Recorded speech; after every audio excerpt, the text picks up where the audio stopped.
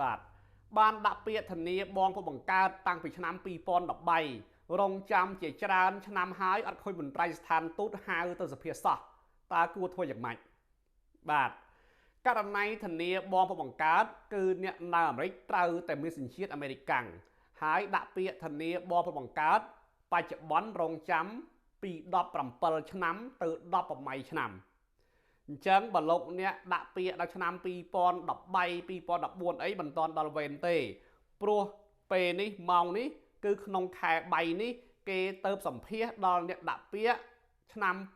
2008ខែ1គេទៅសម្ភាសដល់អ្នកដាក់ពាក្យខែ1ឆ្នាំ2008អញ្ចឹងបើលោកអ្នកដាក់ពាក្យដល់ឆ្នាំ2013 14 15អីគឺបន្តរងចាំទៀត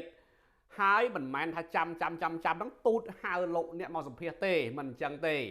ត្រូវរៀបចំឯកសារអីឲ្យត្រឹមត្រូវបង់លុយបង់កាក់ថ្លៃវីសាបំពេញពាក្យស្នើសុំវីសានានាលិខិត sponsor នានាលោកអ្នកអាចតាក់ទងមកកាន់ក្រុមហ៊ុនយើងខ្ញុំបានជៀសវាងឯកសារទាំងអស់ហ្នឹងចាំបាត់ឬក៏ខូចអីទៅវាជាអាសាបង់ខាត់ពេលវេលារងចាំ17 18ឆ្នាំ